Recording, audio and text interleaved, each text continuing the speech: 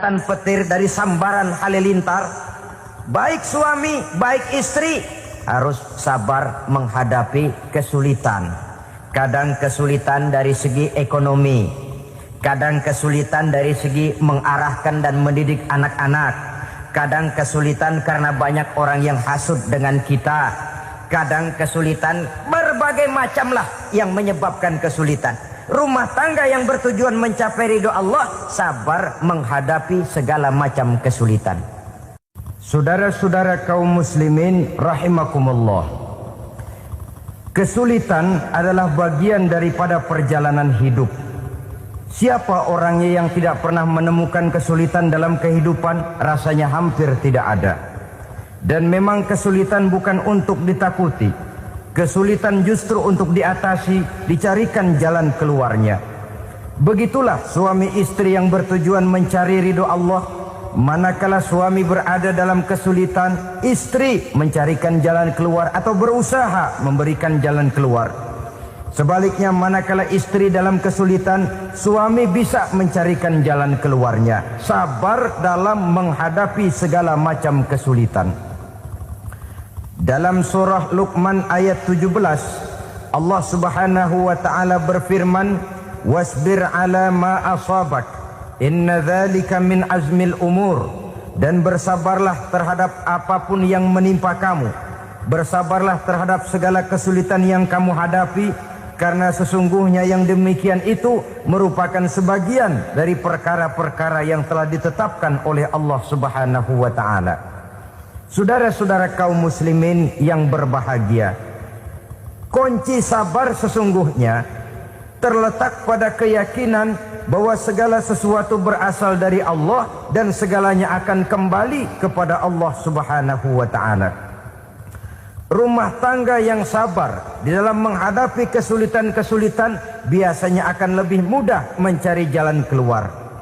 Tapi kalau sedikit kesulitan datang, kita tertimpa oleh kepanikan, oleh kegelisahan, dan oleh ketakutan yang tidak beralasan, maka kesulitan itu bukan saja tidak dapat diatasi, malah rasanya akan menjadi semakin besar di dalam kehidupan kita. Tidak ada rumah tangga yang tidak pernah berhadapan dengan kesulitan, bagaimanapun besarnya rumah tangga itu. Itulah sebabnya kita memerlukan orang lain. Hidup berumah tangga itu seperti orang punya mata. Kalau mata kita kelilipan, kalau mata orang lain kelilipan, gampang kita tiup. Tapi kalau mata kita sendiri yang kena kelilipan, tentu kita memerlukan orang lain untuk meniupnya. Oleh karenanya, suami istri harus saling mencarikan jalan keluarnya. Walaupun kerjanya berbeda, suaminya pergi mencari nafkah, istrinya berdoa di rumah. Kalau perlu melakukan sholat duha, mendoakan agar usaha suaminya dimudahkan, dan begitu selanjutnya. Sehingga dengan adanya kebersamaan, walaupun tidak selalu bersama-sama, maka masing-masing melaksanakan tugas dengan tenang dan merasa yang satu berbuat untuk kepentingan yang lain. Inilah cirinya yang kedua, sabar bila mendapat dan berhadapan dengan segala macam kesulitan. Kadang orang mendapat kesulitan itu berkeluh kesah. Bukan berkeluh kesah, tapi mencari jalan keluar dan mengambil hikmah yang ada di dalamnya apa. Karena bukan kemudahan, kesulitan yang membuat orang dewasa. Bukan kemudahan, tapi kesulitan yang membuat orang berpikir, dinamis, kreatif. Kalau seluruh jalan yang kita tempuh mudah saja, gampang saja, rasanya monoton kita ini. Kehilangan dinamika dalam perjuangan. Kesulitan yang membuat orang matang, kesulitan yang menempa kepribadian untuk lebih dewasa menghadapi bahtera kehidupan, membuat pandangan makin arif, wawasan makin luas, dan analisa semakin tajam. Sama saja dalam hidup. Sesungguhnya pujian sering menjadi racun, dan caci maki kalau kita tanggapi secara positif sering membuat kita makin dewasa. Jarang orang berpikir kalau dipuji, tapi baru dia merenung dan mencari diri setelah dicaci maki dan dikritik habis-habisan. Walaupun watak umum manusia senang dipuji, marah kalau dicaci maki. Biasanya kalau ketemu cewek cakep kita bilang, kamu cakep deh. Dia paling bilang, ah abang bisa aja. Walaupun dia bilang, ah abang bisa aja, hidungnya mah tetap mekar. Seneng kalau dipuji. Itu kecenderungan manusia. Marah kalau dicaci maki, marah kalau dikritik. Tapi sesungguhnya pujian sering jadi racun, caci maki sering jadi obat. Orang takut minum obat karena pahitnya, padahal efeknya itu akan lebih memberikan kesehatan kepadanya. Orang takut menghadapi kritik, orang takut dan tidak ingin dicaci maki, padahal itulah yang sesungguhnya menjadi cambuk kalau tidak dia salah tanggap, menjadi sugesti yang mendorong dia lebih maju lagi. Karena memang bukan pujian, tapi caci maki dan kritik yang membuat kita makin berpikir tajam. Jadi rumah tangga yang berhadapan dengan kesulitan demi kesulitan, biasanya kalau ditanggapi dengan sabar akan makin mengokohkan fondasi rumah tangga itu sendiri. Tapi kalau kesulitan dihadapi dengan tidak sabar, lalu mencari jalan pintas, kesulitan ekonomi, kebetulan istrinya cakep, istrinya disuruh ngojek. Dah lu ngojek aja deh, gua nungguin setoran dah. Suami tapak di rumah. Saudara hadirin yang saya muliakan, buat sepintas memang mendatangkan materi itu, mengatasi kesulitan ekonomi, tapi apakah bahagia? Walaupun rumah bisa jadi besar, perabotan bisa serba lebih lengkap dan ada, tapi apakah semuanya mendatangkan bahagia? Sementara suami kehilangan rasa cemburunya, dan dalam agama itu disebut dayus. Dayus, suami yang tidak punya rasa cemburu kepada istrinya. Dan orang dayus kayak begitu, haram mendapat bau sorga. Bau sorga saja tidak dapat, apalagi masuk ke dalamnya. Ya tapi juga jangan lantas mentang-mentang harus cemburu sama istri, overacting. Suaminya nawar sayuran, laki pulang ngomel, lu pacaran ya sama tukang sayur. Itu juga over, saudara-saudara. Kesulitan ekonomi diatasi dengan sabar. Sabar dalam arti berusaha dengan tidak mengambil jalan pintas, berusaha tetap berada di jalan yang diridhoi oleh Allah. Ini yang jadi problema ini rumah tangga sekarang ini, kesulitan ekonomi, di mana lapangan kerja sulit, di mana persaingan hidup tajam, sedangkan kita hidup ingin seperti orang lain. Kita mudah gelap mata, mudah picik pandangan, mudah sulit pertimbangan, lalu mengambil jalan pintas. Kadang menjual akidah, menjual keimanan. Kebetulan penderingan kering, ada yang nawarin beras 3 liter sama Supermi 2 bungkus. Hari Minggu diajak ke gereja mau. Itu iman kena beras 3 liter telap. Kesulitan ekonomi, saudara-saudara. Sehingga Imam Ali pernah berkata, kadal fakru ayyakuna kufran. Kemiskinan memang mudah membawa orang kepada kekafiran, kepada perbuatan-perbuatan yang bisa mengundang kekafiran. Oleh karena itu dalam tamsil lain beliau berkata, kalau ada ular dan ada kemiskinan, kemiskinan yang saya getok lebih dulu, kemiskinan yang saya bunuh lebih dahulu. Karena kemiskinan mudah membawa orang kepada kekufuran. Bagaimanapun sulitnya ekonomi yang dihadapi dalam rumah tangga, percayalah satu saat jalan keluarnya mesti ada. Mesti ada. Jangan sampai mengambil jalan pintas yang membuat kita keluar dari jalan yang ditinjau dari segi kemasyarakatan pun mendatangkan aib, ditinjau dari kehormatan berkeluarga pun mendatangkan nista, ditinjau dari segi ekonomi pun barangkali tidak akan mendatangkan kelimpahan materi. Jalan pintas pada umumnya, saudara-saudara, hanya memberikan kenikmatan yang sekejap. Dan apalah itu artinya kalau harus mengorbankan kesenangan yang abadi dan kekal. Kadang-kadang mengorbankan anaknya sendiri, anaknya dikomersilkan. Pokoknya siapa yang nyamper lu berangkat aja dah. Asal pulang nenteng pisang sama jeruk sebongsang, orang tua udah anteng aja udah. Saudara hadirin yang saya muliakan, setiap kita selalu berhadapan dengan kesulitan. Karena itu rumah tangga yang bertujuan mencapai mardhatillah, mereka sabar dalam menghadapi kesulitan. Tidak ada beras, puasa saja, puasa sunnah. Puasa sunnah, lapar tapi ada pahalanya. Daripada tidak puasa lalu ngegerundel. Brengsek Tuhan. Gue sembahyang melulu, lapar juga.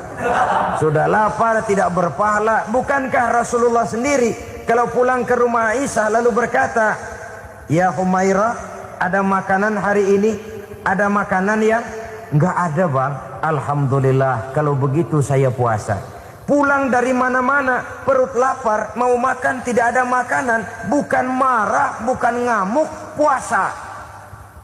Maka boleh puasa sunnah, niatnya udah siang, jam 10, jam 11, asal dari pagi belum makan apa-apa. Niatnya jam 10, sah, dengan catatan dari pagi belum makan apa-apa. Jangan sudah sepiring setengah baru niat, itu lain. Itu ngojek namanya itu. Pengertian dalam kesulitan. Satu malam beliau pulang dari masjid agak larut.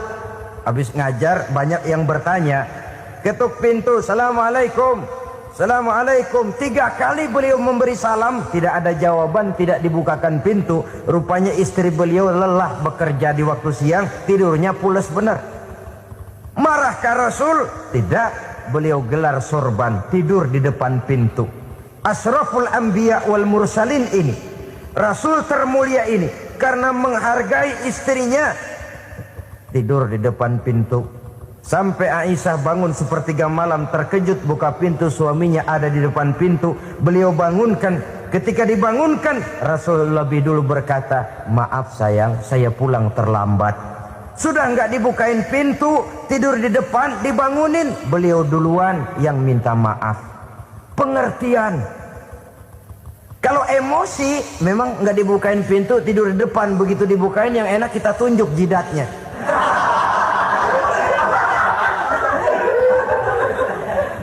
Saudara hadirin yang saya muliakan, kesulitan di dalam kehidupan merupakan bagian daripada kehidupan. Bukan untuk ditakuti, tapi untuk diatasi. Bukan untuk dihindarkan, tapi dicarikan jalan keluarnya. Hadapilah kesulitan dengan baik sangka kepada Allah, dengan lapang dada, dan dengan tetap bersabar menghadapinya. Kenapa? Karena tujuan kita mendirikan rumah tangga, mencapai ridho Allah. Kalau anak kita perjualbelikan, kalau istri kita komersilkan, kalau akidah kita jual untuk mempertahankan rumah tangga, bukankah makin jauh saja rumah tangga itu dari ridho Allah? Ini tujuan utamanya. Yang ketiga, rumah tangga yang bertujuan mardhatillah itu, suami istri yang merupakan fondasi di rumah tangga, suami sebagai pemimpin, istri sebagai pembina, selalu musyawarah dalam menyelesaikan persoalan. Walaupun istri ditakdirkan sebagai pemimpin dan suami sebagai pemimpin dan istri yang dipimpin, tapi agama menganjurkan musyawarah. Jangan mentang-mentang istri nyari duit, suami nyari duit, lalu menteleng. Segalanya mau diktator, segalanya mau sendiri. Rumah tangga yang bertujuan mencapai ridho Allah selalu didirikan atas dasar musyawarah. Sehingga apabila sesuatu itu dihasilkan dari suasana musyawarah, tidak akan melahirkan penyesalan di belakang hari. Kalau tidak, berjalan menurut seleranya masing-masing, belakangan timbul penyesalan, akhirnya main salah menyalahkan. Kalau sudah saling salah menyalahkan, itu artinya sudah saling mengungkit kekurangan masing-masing. Akibatnya tidak ada lagi saling menghargai. Jadi dengan demikian musyawarah di dalam menyelesaikan persoalan. Menghadapi kesulitan ekonomi, musyawarah. menghadapi kenakalan anak, musyawarah. Akan membeli ini dan itu, sebaiknya juga musyawarah. Kalau merupakan hasil musyawarah, maka saudara-saudara, hasilnya pun akan dihadapi oleh bersama. Enak rasakan bersama, tidak enak rasakan bersama. Kenapa? Tadinya musyawarahnya bersama-sama juga. Lah kalau hasil sendirian, giliran enak mungkin yang satu mau ikut, giliran tidak enak yang satu nuding. Gua kata juga apa? Kan begitu akibatnya kalau tidak berdasarkan musyawarah lebih dahulu. Maka insya Allah hasil musyawarah ini setidaknya tidak akan mendatangkan sesalan di belakang hari nantinya. Saudara-saudara kaum muslimin rahimakumullah. Ciri yang keempat, sepasang suami istri yang bertujuan mencapai ridho Allah dalam upaya mencapai rumah tangga bahagia itu tawakal apabila mempunyai rencana. Tawakal berserah diri kepada Allah. Bukan berserah diri dalam artian mutlak yang mengarah kepada fatalism atau predestination. Kita sering mengartikan tawakal secara salah. Belum apa-apa sudah menyerahkan diri kepada Allah. Emang semuanya terjadi menurut maunya Allah dah. Gak usah ngapa-ngapain, bagaimana Tuhan aja dah. Lapar juga gak usah makan. Kalau takdirnya kenyang, pan kenyang. Ya udah lapar terus kita. Makan dulu perkara nanti kenyang apa tidak, itu baru tawakal. Kalau sakit ke dokter soal sembuh atau tidak, baru tawakal. Artinya usaha itu ada. Setelah suami berusaha, istri berusaha, selebihnya tawakal. Apa perlunya tawakal? Apabila berhasil tidak lupa daratan, apabila berhasil tidak lupa diri, apabila gagal tidak putus asa. Sehingga dengan demikian dari tawakal ini lahirlah pondasi yang kokoh membina rumah tangga yang bahagia dalam upaya mencapai keridhaan daripada Allah Subhanahu wa taala. Apapun yang kita laksanakan di rumah tangga, tujuan intinya tetap untuk mencapai keridhaan Allah. Beli kendaraan untuk mencapai ridho Allah, lalu dipakai ngaji, dipakai ke masjid dan sebagainya. Beli peralatan rumah tangga untuk mencapai ridho Allah. Mendidik anak untuk mencapai ridho Allah, membantu keluarga untuk mencapai ridho Allah, dan begitu selanjutnya. Tawakal apabila mempunyai rencana. Kemudian cirinya yang kelima, suami istri yang bertujuan mencapai ridho Allah selalu mempererat silaturahmi. Sebab seperti sudah saya sampaikan pada pertemuan terdahulu, dalam berumah tangga itu ada orang tua, ada mertua. Itu cuma perbedaan istilah, tapi hakikatnya adalah sama. Jangan karena perbedaan istilah lalu menyebabkan kita berbeda sikap. Kalau sudah berbeda sikap, tentu akan melahirkan perasaan yang tidak simpatik. Sebaiknya suami istri kalau sudah berumah tangga, jadikanlah orang tua tempat cerita yang enak saja. Yang tidak enak telan berdua, yang pahit rasakan berdua. Kesusahan dan kesulitan atasi berdua. Giliran enak ngomong sama orang tua, giliran senang cerita sama mertua. Sekarang kan kita balik. Kalau lagi senang duitnya banyak, anteng di rumah, kalem aja. Tapi lalu waktu susah, waktu susah, cerita kepada orang tuanya, cerita kepada mertuanya. Lalu kapan kita mau menyenangkan orang tua? Sudahlah mereka susah mendidik kita di waktu kecil, membesarkan kita, melakukan segala macam pengorbanan. Demi setelah kita berumah tangga, kesulitan rumah tangga kita tumpahkan juga kepada mereka. Pererat silaturahmi dan usahakan agar seluruh keluarga hanya menjadi tempat kita cerita yang enak-enak saja. Istilah sehari-harinya, kalau di rumah kita makan sama sayur bayam, keluar rumah diem, malah seluitan. Tetangga tanya, lu makan kayaknya enak banget apa sih? Daging ayam.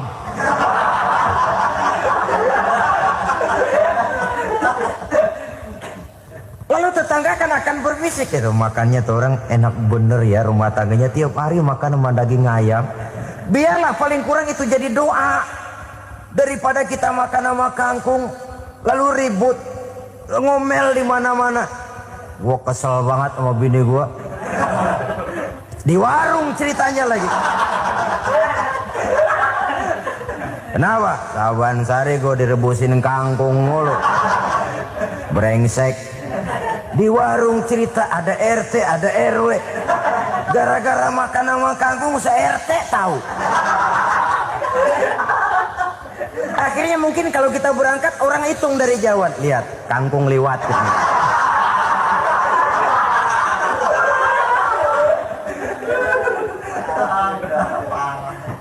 Bisa menjaga yang disebut security informasi, rahasia rumah tangga. Bahkan pernah saya berikan contoh karena ingin menghargai. Suami beliin kain batik buat istrinya. Istri tahu begitu sepintas, nih kain jelek nih. Tapi karena mau menyenangkan suaminya, dia bohong. Bagaimana bu, kain yang bapak beliin? Aduh bagus bener pak. Bagus sekali itu kain. Warnanya pak emang yang model begitu tuh. Tetangga kita mana ada yang pakai kain begitu pak? Ya emang nggak ada, jelek. Menghargai. Sebab kalau waktu itu si istri jujur, yang timbul sakit hati suami. Bagaimana bu kain yang saya beliin? Goblok lo. Kain begitu dibeliin di pasar juga banyak 1.400. Campur odol lagi. Sudahlah suami punya niat baik, sampai rumah digoblok-goblokin, tidak ada lagi rasa saling menghargainya.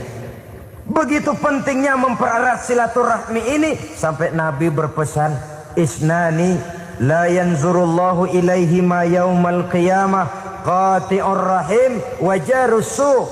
Ada dua golongan manusia yang di akhirat nanti tidak akan dilihat oleh Allah, tidak akan diopeni oleh Allah, didiemin aja.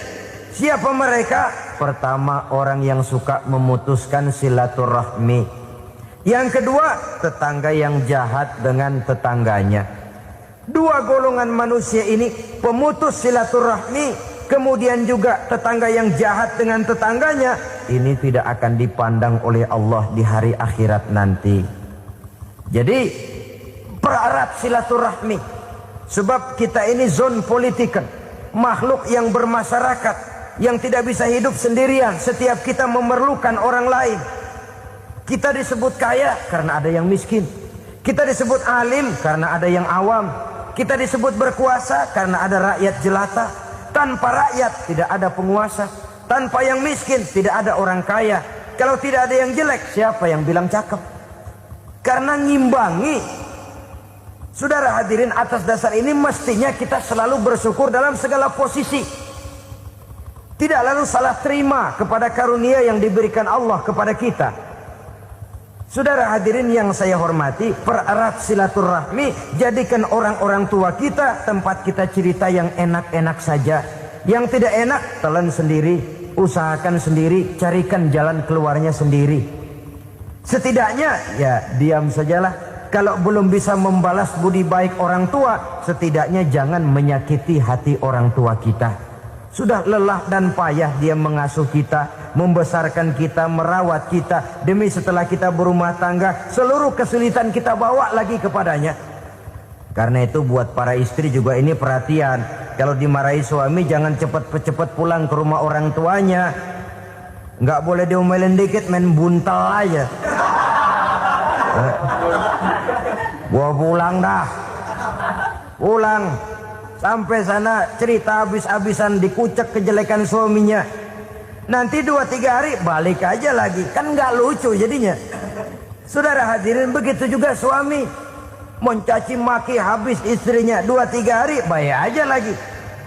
Konyol, istrinya sudah dicaci maki habis-habisan, dijeleki leluhur-leluhurnya, 2-3 hari baik lagi, mesraan lagi. Kata bininya dalam hati, gua lu jelekin juga, lu pakai juga, payah.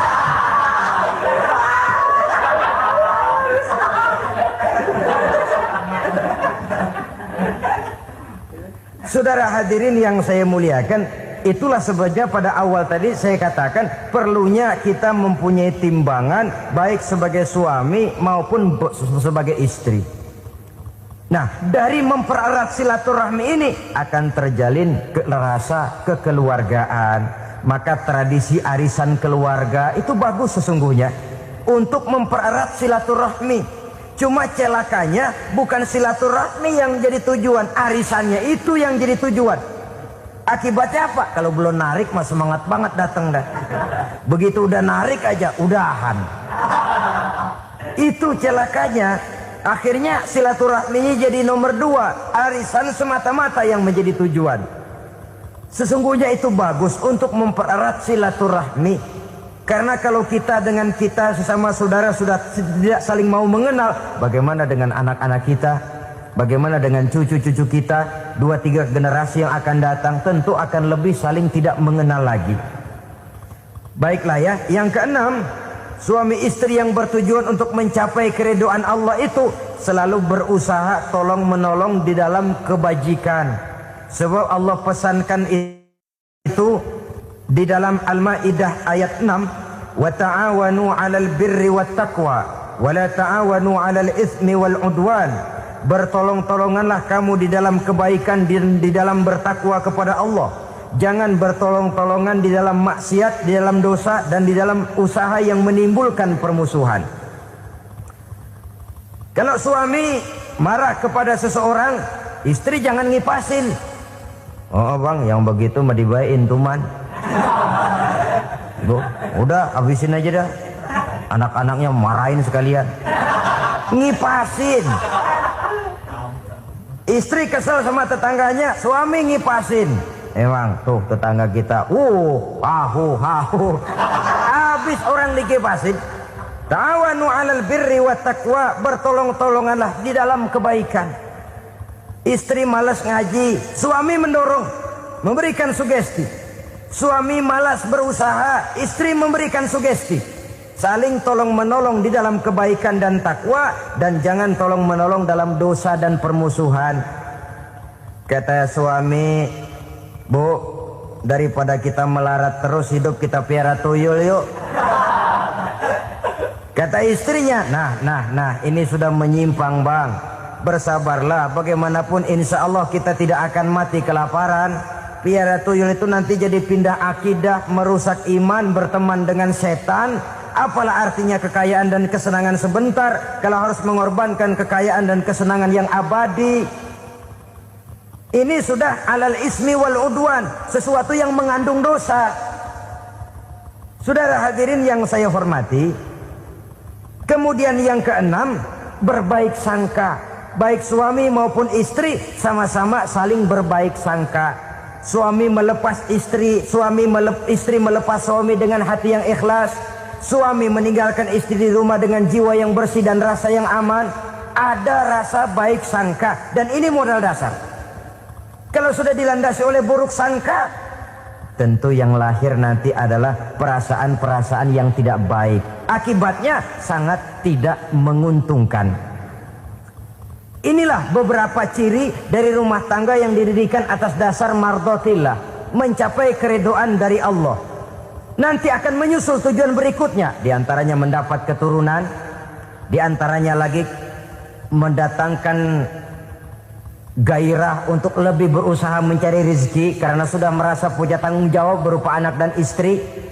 Mempererat silaturahmi itu cuma tujuan-tujuan sekundernya saja. Tujuan primernya kita melakukan suatu nikah untuk mencapai keridhaan dari Allah Subhanahu wa taala.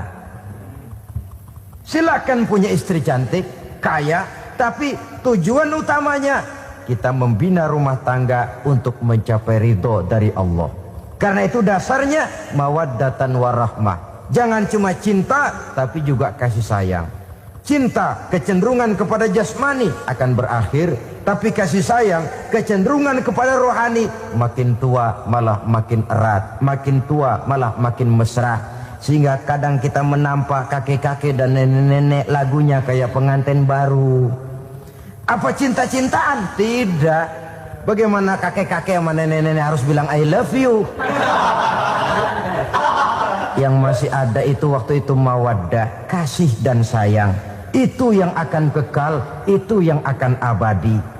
Tanpa materi orang sulit untuk bahagia, tapi materi semata bukan jaminan orang untuk bahagia. Nah, ciri yang terakhir dari rumah tangga yang bertujuan mencapai ridho Allah, sinar agama kelihatan di dalamnya. Baik suami maupun istri sama-sama orang yang taat melaksanakan ajaran agama.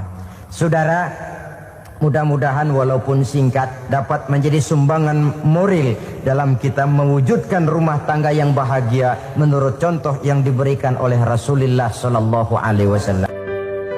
Selalu berusaha menyimpan sesuatu yang bisa membawa manfaat, baik untuk dirinya, untuk anak cucunya, maupun untuk keluarganya, untuk masa kini dan masa depannya. Kadang simpanan itu berbentuk uang, kadang berupa tanah, lain saat berbentuk pabrik, dan lain sebagainya. Sementara masa depan yang paling pasti adalah akhirat.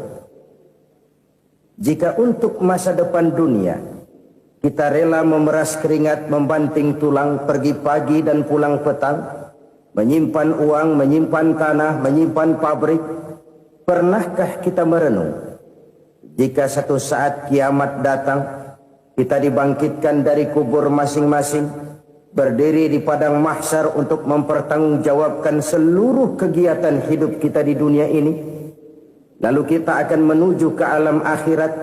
Sudahkah kita mempunyai simpanan untuk akhirat kita? Pada pertemuan kali ini saya ingin menyampaikan sebuah hadis di mana Rasulullah sallallahu alaihi wasallam bersabda, "Arba'un min kanzil jannah." Simpanan sorga ada 4 macam. Yang pertama, ikhfa'us shadaqah, menyembunyikan sedekah. Saudara-saudara kaum muslimin, sebagaimana yang kita maklum bahwa Allah Subhanahu wa taala melebihkan sebagian rezeki dari kita terhadap yang lain. Ada yang kaya, ada yang setengah kaya, ada yang miskin, ada yang setengah miskin, dan selanjutnya. Ada yang gajinya kecil tapi penghasilannya gede. Ada yang penghasilannya gede tapi nggak punya gaji. Ada juga yang memang gajinya gede dan penghasilannya gede. Kelebihan rezeki merupakan sunnatullah dan tidak harus membuat kita merasa lebih dari yang lain. Bahkan sebaliknya, kelebihan itu harus membuat kita ringan tangan untuk menolong mereka yang memang memerlukan pertolongan. Kalau saudara diberikan ilmu, maka pertanyaan akhirat cuma satu: ilmumu kau amalkan untuk apa? Kalau saudara diberikan umur yang panjang, pengadilan akhirat juga bertanya satu: umurmu kau habiskan di mana? Tapi kalau saudara diberikan harta, pengadilan akhirat akan bertanya 2: hartamu kau dapat dari mana? Kau belanjakan kemana? Dari mananya ditanya dan kemananya juga ditanya. Oleh karena kita akan dimintakan pertanggungan jawab, maka amanah yang bernama harta ini harus kita gunakan dengan sebaik-baiknya. Ada penggunaan yang merupakan kewajiban, itu zakat namanya. Ada penggunaan yang sewaktu-waktu, itu infak namanya. Ada yang lebih sewaktu-waktu lagi, dan itu sedekah namanya. Zakat dia terikat oleh haul dan nisab, oleh putaran batas waktu dan ukuran dari harta itu sendiri.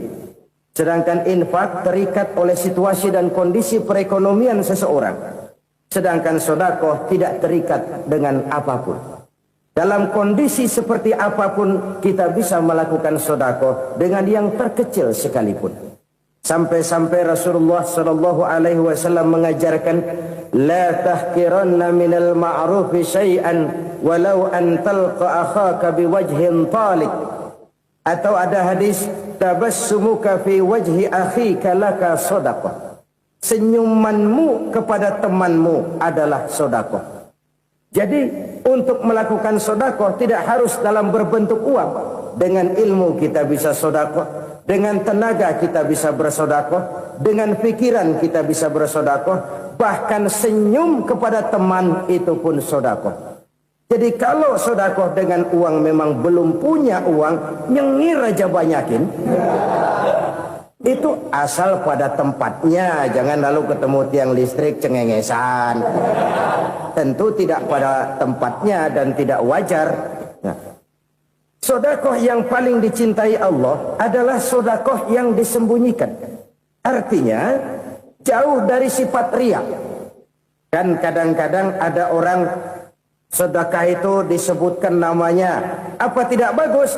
Kalau memang niatnya ikhlas, ya bagus-bagus saja. Untuk memberikan sugesti kepada yang lain.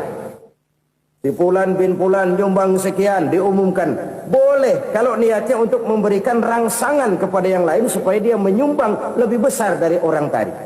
Tapi kalau itu mendatangkan riya, maka sedekah yang paling dicintai Allah adalah sedekah yang disembunyikan. Tangan kiri saja tidak tahu apa yang diberikan oleh tangan kanan. Sedekah yang dilakukan dengan ikhlas akan merupakan perbendaharaan surga, tersembunyi dari pandangan orang lain, tidak seorang pun tahu. Karena memang sikap yang baik adalah melupakan kebaikan dan mengingat kesalahan. Itu salah satu ciri orang bahagia. Orang yang selalu mengingat kesalahannya dan berusaha melupakan segala kebaikannya. Kalau dia akan ada kebaikan, dia tidak bisa ikut, dia merasa rugi karena dia merasa belum pernah berbuat baik. Tapi kalau akan melakukan kesalahan baru, dia ingat kesalahan yang sudah-sudah, sehingga terhalang baginya untuk melakukan satu kesalahan baru. Demikianlah saudara-saudara, bahwa Allah melebihkan rizki sebagian kita dari yang lain, agar terjadi tolong-menolong dalam kehidupan ini. Jadi kesenjangan yang nature, kesenjangan yang alami, itu sunnatullah. Ada yang kaya, ada yang miskin, ada yang kelas menengah. Nah, kenapa lalu sekarang kita berusaha mengentaskan kemiskinan? Oleh karena adanya kesenjangan struktural. Kalau yang kaya bisa semakin kaya, kenapa yang miskin tidak bisa naik jadi ikut sedikit kaya? Sebab pada dasarnya Islam adalah agama yang sejak turunnya sudah berupaya memerangi kemiskinan. Bahkan dikatakan kemiskinan itu mendekatkan kepada kekufuran. Orang kalau miskin udah dekat banget sama kafir. Gampang menjadi kafir. Berapa banyak saudara-saudara kita yang oleh karena soal perut, oleh karena soal materi, terpaksa meninggalkan dan menanggalkan akidahnya. Menjual petunjuk yang diberikan Allah dengan kesenangan dunia yang cuma sebentar ini. Na'udzubillah, thumma na'udzubillah. Jadi makin kita sembunyikan satu sedekah, semakin banyak perbendaharaan kita di surga. Sedekah yang paling dicintai Allah adalah sedekah yang disembunyikan. Malahan ada seorang sufi, dia punya kebiasaan kalau pergi sholat Jumat dia bawa uang, itu uang dia taruh di bawah tikar masjid. Dia niat sedekah kepada siapa saja yang nemuin itu duit. Maksudnya apa? Supaya yang nemuin nggak tahu siapa yang punya duit. Demikian dia saking ingin menyembunyikan sedekahnya. Karena sifat riya itu bisa memakan amal kita sendiri. Riya itu termasuk menyebut-nyebut kebaikan kita. Orang yang suka nepuk dada, sedikit-sedikit ngitungnya kalau nggak gua. Tuh kalau nggak gua tuh yang belah situ, kalau nggak gua, kalau nggak gua. Iya, kalau nggak lu kenapa emang? Orang yang suka menepuk jasa, tuh biasanya memang begitu, saudara-saudara. Kalau perang lagi berkecamuk, orang nggak sempat ngaku jadi pahlawan. Tapi begitu perang selesai, yang kagak kenal bedil ngaku pahlawan, mas. Itu sesuatu yang biasa. Oleh karenanya, orang-orang yang ikhlas dalam bersedekah, disembunyikannya sedekah itu, Allah cinta betul. Malahan ada hadis memberikan jaminan, inna sedaqatal mar'il muslimi tazidu fil umri wa tadfa'u mitatas su'i. Sesungguhnya sedekahnya seorang mukmin tazidu fil umri, bisa menambah umur panjang, wa tadfa'u mitata su'i, dan menyelamatkan manusia dari mati secara su'ul khatimah. Jadi siapa yang kepengen panjang umur, banyaklah sedekah. Yang bosan hidup, pelit terus. Sedekah menambah panjang umur dan menyelamatkan manusia dari mati secara su'ul khatimah. Pak, katanya umur itu nggak bisa ditambah, nggak bisa dikurangin. Kapan? Kalau ajal sudah datang. Fa idza jaa ajaluhum la yastakhiruna sa'atan wa la yastakdimun. Kalau ajal datang tidak bisa dimajukan, tidak bisa dimundurkan. Itu kalau ajal sudah datang. Tidak bisa lagi umur ditambah dikurangi, sudah datang. Tapi kalau belum datang, itu kan haknya Allah. Mau ditambah, mau dikurangi, hak prerogatif Allah. Sebagai pencipta manusia, Allah Maha Kuasa dan Maha Mampu.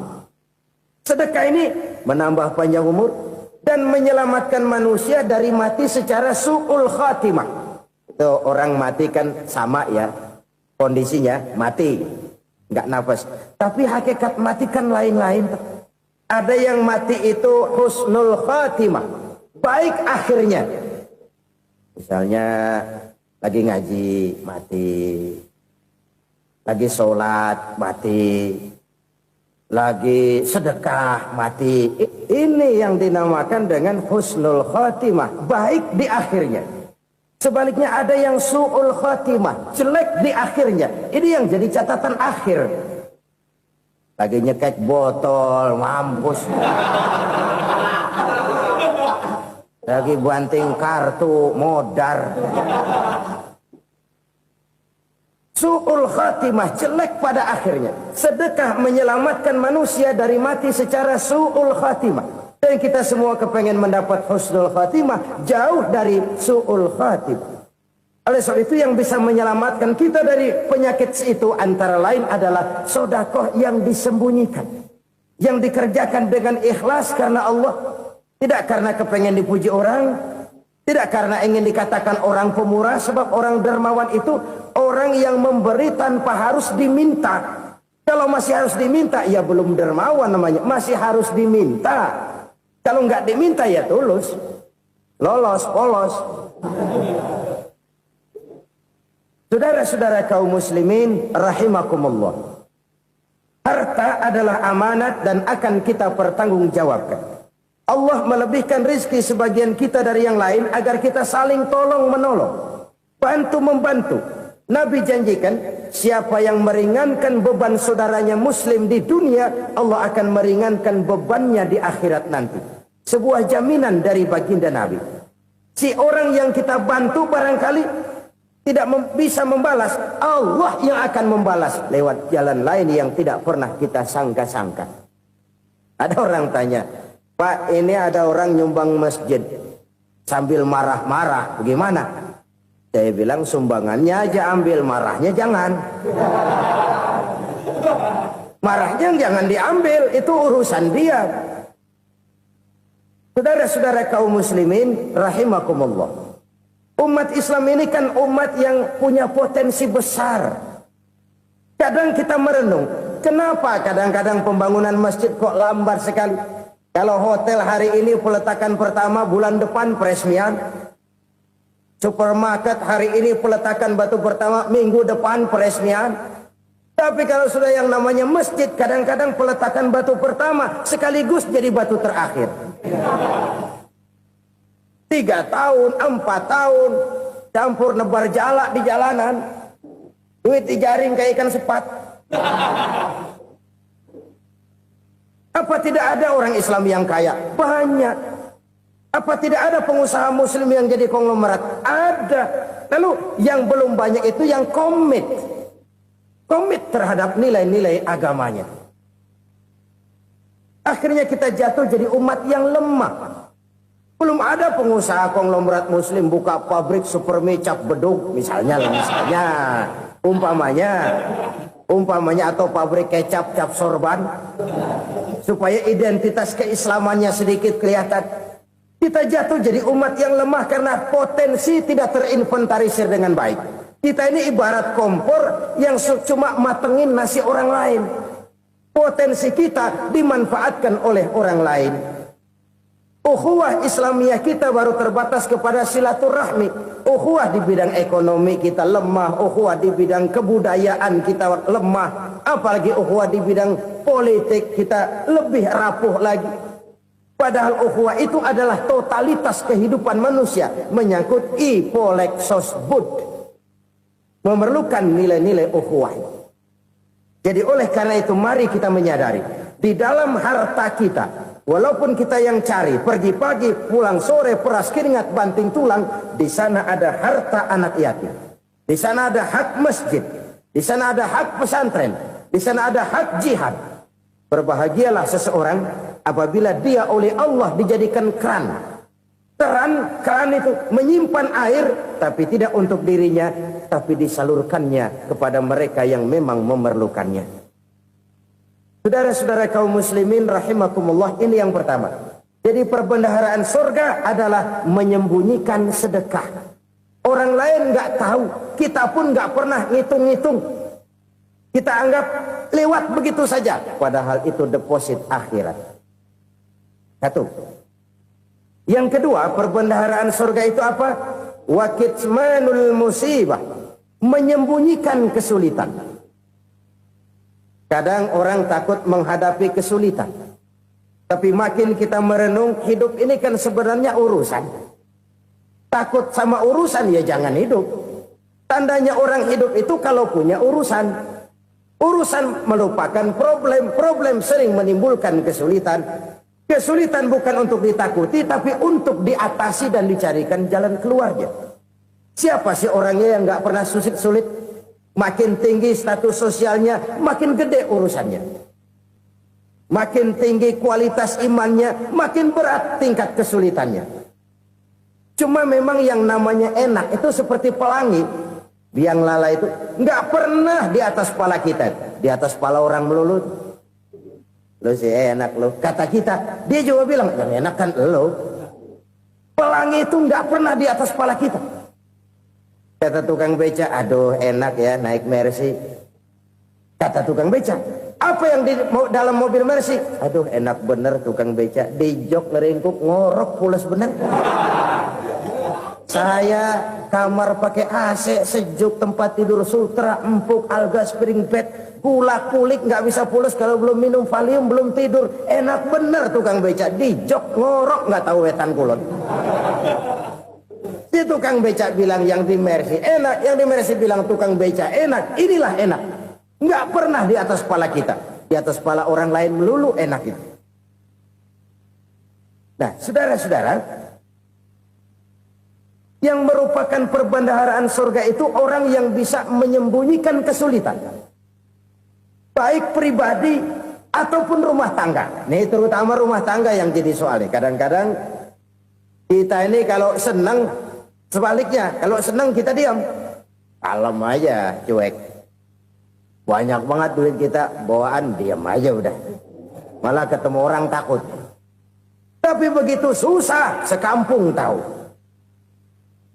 Padahal Nabi mengajarkan perbendaharaan surga itu menyembunyikan musibah, menyembunyikan kesulitan.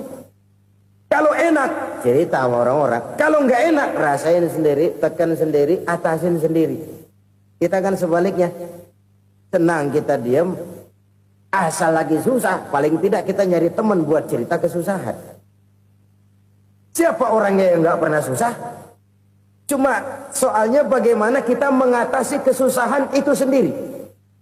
Begitu juga misalnya kalau orang sudah berumah tangga, itu orang tuanya harus menjadi tempat dia cerita yang enak-enak saja. Yang nggak enak rasain berdua, selesaikan berdua, atasin berdua. Jangan dibalik. Asal senang diam, giliran susah saja. Maknya laporan. Terbalik. Bisa menjaga security informasi. Maka nama bayam keluar diam, malah seluitan. Enak amat lo makan daging ayam. Security informasi. Saudara-saudara kaum muslimin rahimakumullah. Ujian yang terberat itu yang pernah diberikan kepada para nabi para rasul, para aulia, para ulama, makin tinggi keimanan, makin berat bentuk kesulitan. Ayo saya kemukakan satu contoh saja. Ada seorang nabi yang kaya, namanya Nabi Ayub.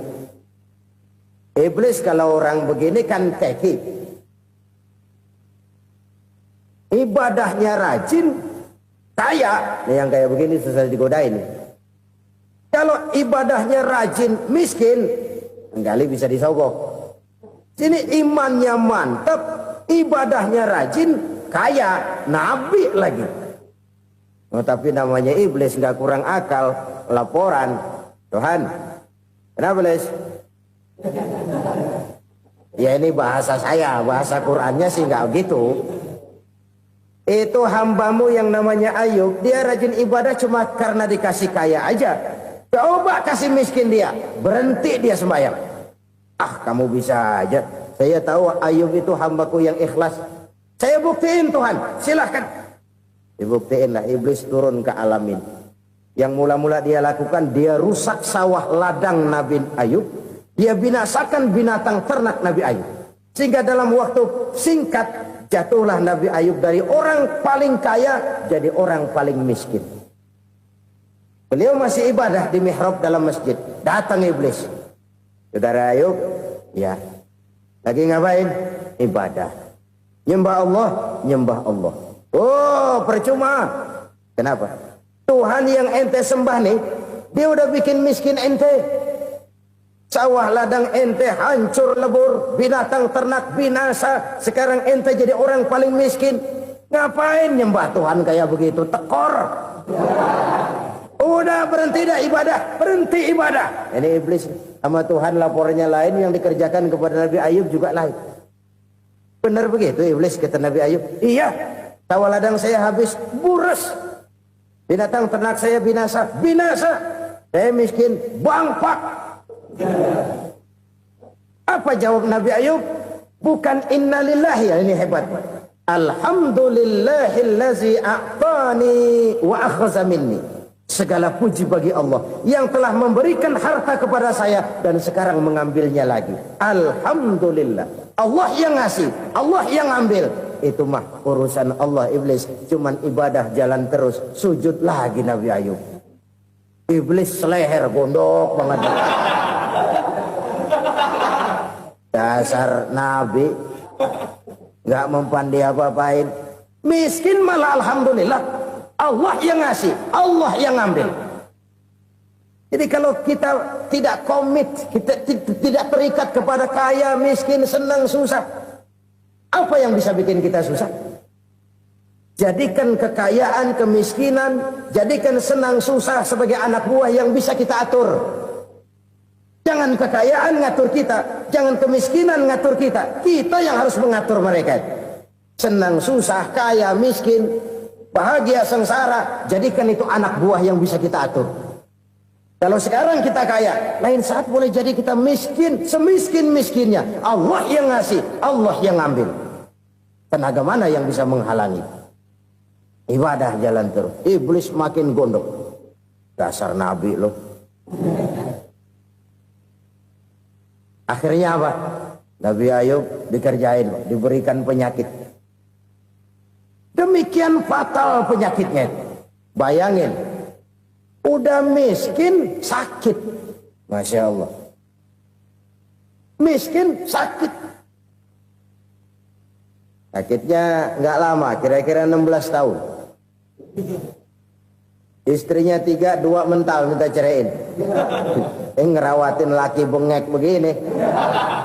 Senang belum tentu, susah udah pasti nih. Cerai aja, cerai dah. Cerai. Tinggal satu Siti Rahmah yang setia menemani beliau. Sesetia-setianya hati perempuan. Satu saat Siti Rahmah bilang, "Bang, iya, abang kan Nabi, Bang. Lalu, namanya Nabi kan doanya jarang meleset, Bang. Maksud kamu minta kenapa sih sama Tuhan biar abang sembuh, baik dah, Bang?" Siti Rahmah, iya. Saya sakit berapa tahun sih dah? 16 tahun, Bang. Sebelum ini saya sehat berapa tahun? Ya kira-kira 60 tahun, Bang. Nah, coba ente banding-bandingin, Rahmah. Saya dikasih sehat 60 tahun. dikasih sakit 16 tahun, sudah nggak sabar, mau doa kepada Allah minta sembuh. Saya malu kepada Allah. Diuji dengan yang luar biasa seperti ini, tidak mengganggu stabilitas kehambaannya. Dia tetap menghamba kepada Allah Subhanahu wa ta'ala. Saudara-saudara kaum muslimin rahimakumullah, kunci menghadapi kesulitan itu apa? Allah jelaskan dalam satu ayat, wa basyiris sabirin alladzina iza asabathum musibah qalu inna lillahi wa inna ilaihi raji'un. Gembirakan orang-orang yang sabar. Siapa mereka itu? Yang apabila mendapat musibah mereka kembali kepada keyakinan dasar, segalanya dari Allah dan segalanya akan kembali kepada Allah. Ini konsepsi dasar dari sikap muslim dalam menghadapi berbagai kesulitan. Segalanya dari Allah, segalanya akan kembali kepada Allah. Kalau ini sudah kondisi dasarnya, maka kita akan lapang menghadapi kenyataan bagaimanapun pahitnya.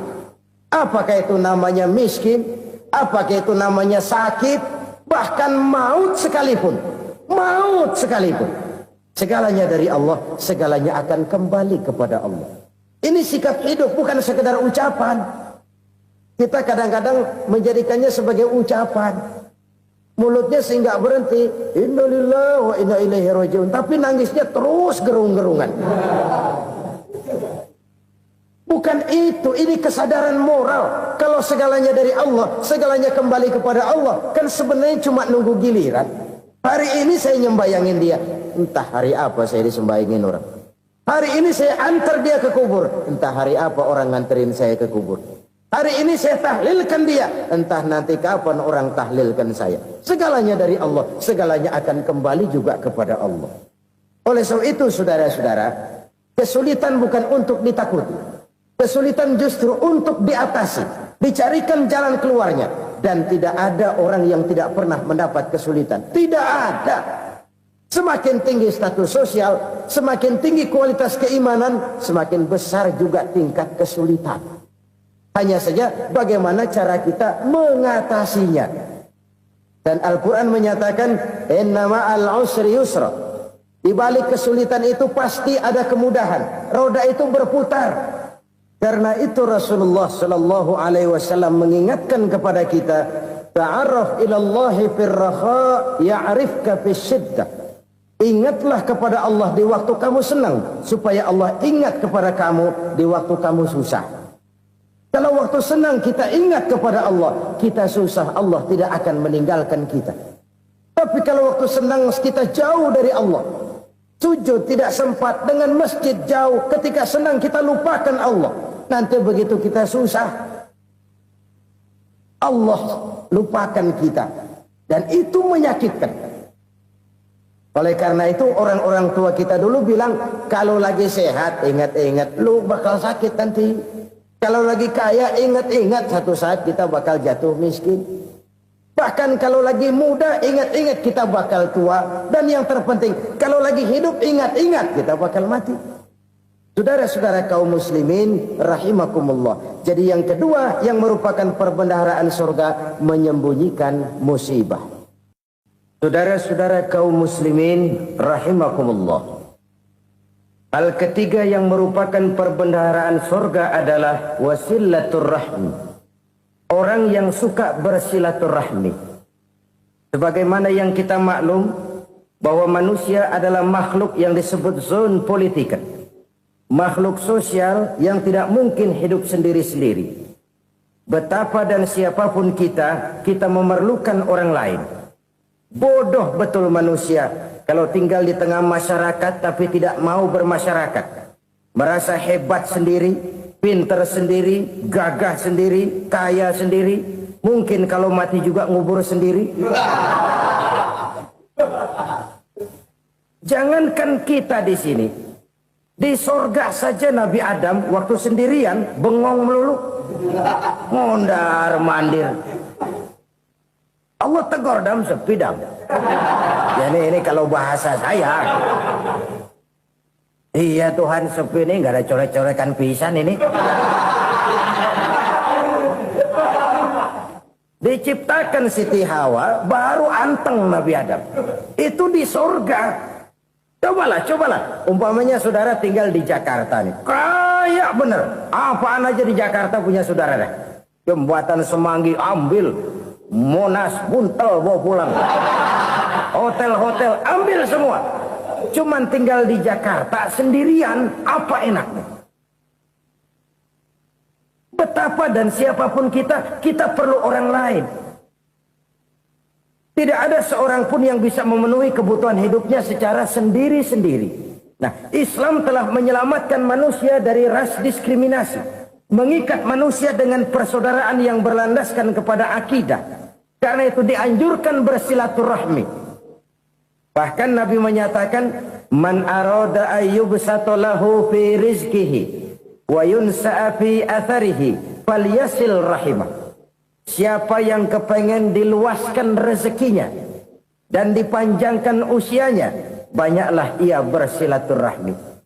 Siapa yang kepengen dimudahkan rezekinya, hendaknya ia banyak bersilaturahmi. Kalau banyak teman, kesulitan kan paling tidak ada tempat cerita. Udah susah, sendirian kita pikirin diri, nggak ada tempat tukar pikiran. Cepet banget sama bengek. Dilawan sendiri. Nah, secara makro kita bisa berkata, tidak mungkin ada kemenangan kalau tidak ada kekuatan. Tidak ada kekuatan kalau tidak ada kesatuan dan persatuan. Tidak mungkin ada kesatuan dan persatuan tanpa semangat silaturahmi. Kalau umat Islam mau menang, dia harus kuat. Kalau umat Islam mau kuat, dia harus bersatu. Kalau umat Islam mau bersatu, dia harus membudayakan silaturahmi ini. Bahkan sampai-sampai kata Nabi, kalau bisa cari nilai tambah. Apa? Silman koto'ak. Bersilaturahmilah kau kepada orang yang marah denganmu. Masya Allah, indahnya ajaran agama kita. Orang yang marah pun kepada kita, kata Nabi, kalau bisa bersilaturahmilah kepadanya. Kepada orang yang marah itu. Di situ nilai tambah. Cuman jujur nih hadis, ngucapinnya gampang, ngamalinnya yang berat banget. Orang marah sama kita disuruh silaturahmi, ada apa malu? Lu marah, ada gua marahan lagi. Tunggu pikirin. Saudara-saudara kaum muslimin rahimakumullah. Tapi ini yang diajarkan, bahkan ini yang dicontohkan oleh baginda Rasul. Bagaimana begitu mudah, misalnya satu saat Abu Jahal ini ngatur strategi bagaimana bikin Muhammad celaka. Dia gali lubang di depan tempat tidurnya. Dia tutupin daun korma. Terus dia panggil seseorang, ke sini. Kasih tahu Muhammad, pamannya sakit keras, minta ditengokin. Berangkat orang ini ke sana. Muhammad, labbaik. Pamanmu sakit keras, dia minta ditengokin. Baik, saya akan datang menjenguk beliau. Berangkatlah Nabi ke rumah Abu Jahal tanpa prasangka apapun. Abu Jahal udah pasang setil, selimut 3 rangkap setengah dipakai, persis kayak orang meriang. Tapi sembari ngintip dari balik selimut, begitu Muhammad buka pintu, nah masuk perangkap nih. Muhammad jalan menuju tempat pembaringan. Makin lama makin dekat, makin lama makin dekat, makin dekat ke lubang yang dipasang oleh Abu Jahal itu. Dalam hati Abu Jahal, terus dah jatuh, mampus dah lo ini. Mampus lo hari ini nih. Apa yang terjadi? Malaikat Jibril datang. Muhammad, pamanmu cuma pura-pura sakit. Di depan tempat tidurnya ada lubang perangkap supaya kamu jatuh ke situ. Sudah, kamu pulang. Balik kanan Nabi. Sudah hampir jatuh ke lubang, balik kanan, pulang. Bayangin kecewanya Abu Jahal. Muhammad dikit lagi, Muhammad dikit lagi. Enggak paman, saya pulang aja. Emosi bangun dari tempat tidur, enggak sadar kalau lagi pura-pura sakit. Lompat ngejar Nabi, dia lupa dengan lubang yang dia gali. Usrak, nyemplung sendiri ke dalam lubang.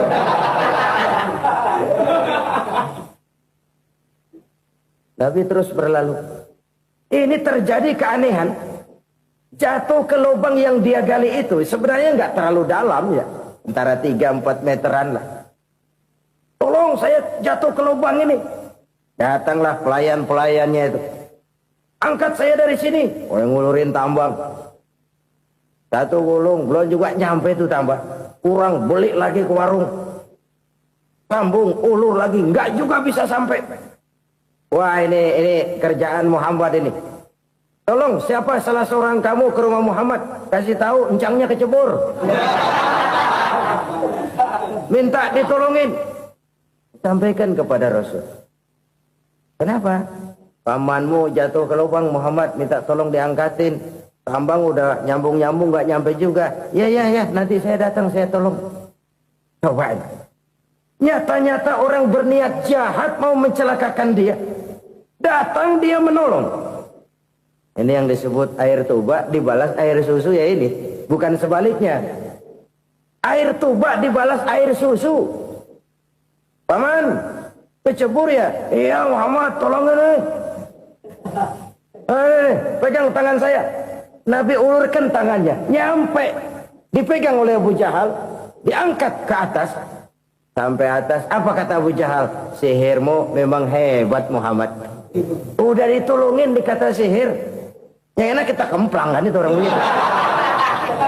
Urusan apa? Tapi inilah akhlak. Kalau bisa kamu bersilaturahmilah dengan orang yang marah kepadamu sekalipun. Orang marah kita tetap baik.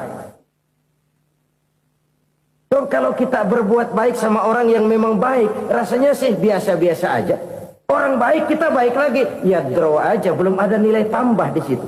Baru ada nilai tambah kalau kita bisa berbuat baik kepada orang yang nyakitin kita. Itu namanya kita setingkat di atas dia. Dia sakitin kita, kita berbuat baik sama dia. Dia pelit sama kita, kita baik sama dia. Dia marahin kita, kita deketin dia. Di situ kita punya nilai tambah. Jadi siapa yang ingin diluaskan rezekinya kata Nabi dan dipanjangkan umurnya, hendaklah ia banyak-banyak bersilaturahmi. Sederhana sebenarnya silaturahmi, tapi silaturahmi membangkitkan semangat kesatuan dan persatuan. Kesatuan dan persatuan melahirkan kekuatan. Dalam matematika 1 ditambah 1 pasti 2. Tapi di tengah masyarakat, 1 orang takut ditambah 1 orang takut, hasilnya jadi 2 orang setengah berani. Kenapa setengah berani? Karena udah berdua. Tadi pan takut sendirian. Kalau dia kumpul turu-turu takutlah jadi berani. Kita yang lemah, kita yang tidak berdaya, kita yang miskin, kalau mau kompak bersatu, apa yang nggak bisa kita kerjain? Apalagi tinggal di kota besar, pilihan cuma 2. Bertahan atau minggir. Bertahan atau minggir. Untuk bisa bertahan harus mampu bersaing. Untuk mampu bersaing harus punya keahlian. Keahlian harus ditunjang dengan pendidikan. Ditambah oleh kekompakan sebagai umat. Udah miskin mencar mulu orang injak kita. Orang nggak pandang urusan apa yang malu. Oleh karena itu silaturahmi pada hakikatnya merupakan roh dari ukhuwah yang diajarkan oleh agama kita. Bagaimana Islam menyelamatkan masyarakat manusia dari ras diskriminasi, mengikat manusia, dan tidak ada persaudaraan yang lebih indah selain persaudaraan yang diikat dengan nilai-nilai akidah.